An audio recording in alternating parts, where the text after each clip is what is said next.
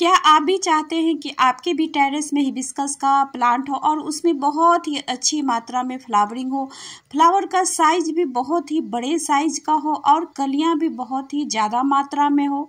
कलियां जब आए तो खिले गिरे ना।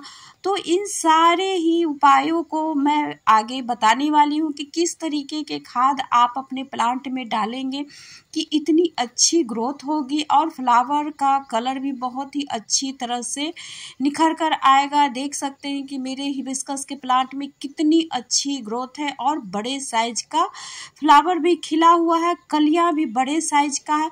तो आप जब भी नर्सरी से प्लांट खरीदें तो इस तरीके की वैरायटी को देखकर जरूर खरीदें। बड़े साइज की कलियां लेंगे तो फ्लावर भी बड़े साइज का आएगा।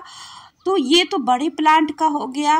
और यहाँ पे मैंने एक छोटे से ही गमले में देखिए हिबिस्कस को लगा रखा है और इसमें भी बहुत ही अच्छी मात्रा में फ्लावरिंग हो रखी है, कलियां भी बहुत ही अच्छी मात्रा में। तो इस तरीके से आप भी छोटे छोटे गमले में बहुत ही अच्छी मात्रा में कम जगह में भी बहुत ही अच्छी गार्डनिंग कर सकते हैं। बहुत ज़्यादा जगह की भी ज़रूरत नहीं है और ऐसा नहीं कि हम बड़े गमले में ही हिबिस्कस के प्लांट को लगाएंगे तो उसकी ग्रोथ अच्छी होगी। यहाँ पे देख सकते हैं कि प्लांट की हाइट भी बहुत ही छोटी है और गमला भी बहुत ही छोटा है। तो इस तरीके के प्लांट की ग्रोथ भी कैसे की जाती है और मैंने इसकी देखभाल कैसे की और किस तरीके के खाद मैं मानसून में भी इसमें डालती हूँ ताकि पौधे की ग्रोथ बहुत ही अच्छी तरीके से होते रहे। तो जैसे ही बारिश का मौसम शुरू होता है अगर हम कोई भी खाद डालते हैं तो वह बह जाता है। तो इन सभी बातों को ध्यान जब हम रखेंगे तो पौधे की भी ग्रोथ मानसून में अच्छी तरीके से होते रहेगी। और यहाँ पे मैं दिखा देती हूँ कि मैंने इसको बोनसाई बनाया है। बहुत ही छोटे से ही प्लांट को मैंने यहाँ पे देखिए इसकी जड़ें भी बहुत ही अच्छी तरीके से दिखाई दे रही हैं और छोटा सा ही गमला है और बहुत ही अच्छी इसकी ग्रोथ भी है। इसकी हाइट भी बहुत ही कम है। जब इसकी हाइट जितनी आवश्यकता थी उतनी में ही मैंने इसको कट कर दिया था। तो इस तरीके से इस पौधे की ग्रोथ छोटे में ही बहुत ही अच्छी होने लगी। आप बड़े पौधे को बहुत ही कम हाइट में भी उसकी ग्रोथ को बहुत ही अच्छी कर सकते हैं और इस तरीके के बहुत ही आसानी से हिबिस्कस के प्लांट को भी आप बोनसाई का शेप दे सकते हैं।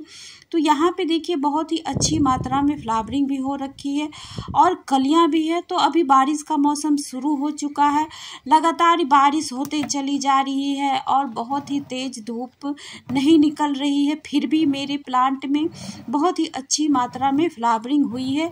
तो जब आप भी एक छोटा सा तरीका है उसको मैं पूरे मानसून में अपने पौधे के साथ करती हूँ और बहुत ही अच्छी मात्रा में सारे ही पौधों से फ्लावरिंग लेती हूँ और आप भी इस तरीके को अपने पौधे के साथ करेंगे तो बहुत ही अच्छी मात्रा में फ्लावरिंग होगी। तो यहाँ पे देखिए मैंने फिटकिरी लिया है और चूना है। तो फिटकिरी पौधों की जड़ों को बहुत ही अच्छी मात्रा में हेल्दी और मजबूत बनाती है। चौक में कैल्शियम होता है जिससे कि पौधे की वृद्धि बहुत तेज़ी से होता है और चौक मिट्टी के पीएच को भी सुधारता है। तो इस तरीके से जब हम इन सारे ही चीज़ों को डालेंगे तो पौधे की भी ग्रोथ बहुत ही अच्छी होगी। और यहाँ पे मैंने यहाँ एक छोटे से कपड़े में यहाँ पे देखिए चौक के टुकड़े को डाला और थोड़ा सा मैंने यहाँ पे ऑर्गेनिक पोटाश के दाने को डाला है। तो इस तरीके से पोटाश डालने से पौधे की जड़ें, तनों और पत्तियों का विकास होता है। इससे फूलों की संख्या बहुत ही तेज़ी से ज़्यादा होगी और फूलों का कलर भी बहुत ही अच्छी तरीके से आएगी।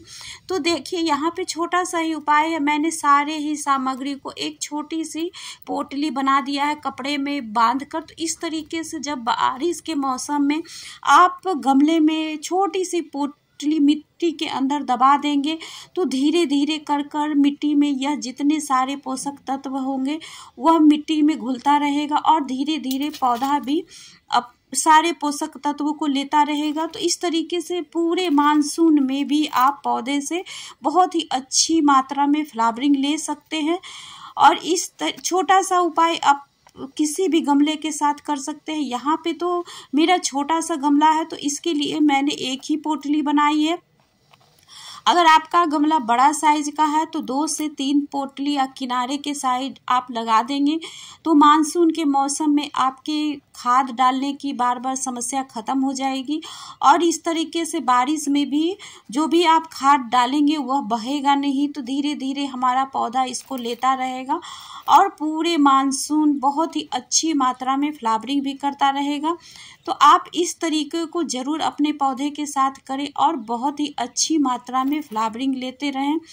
हिबिस्कस हो या मोगरा हो या अपराजिता हो, किसी भी पौधे के गमले में इस तरीके की पोटली को आप बनाकर रख सकते हैं और उनमें बहुत ही अच्छी मात्रा में फ्लावरिंग ले सकते हैं। तो आप सभी का बहुत बहुत धन्यवाद।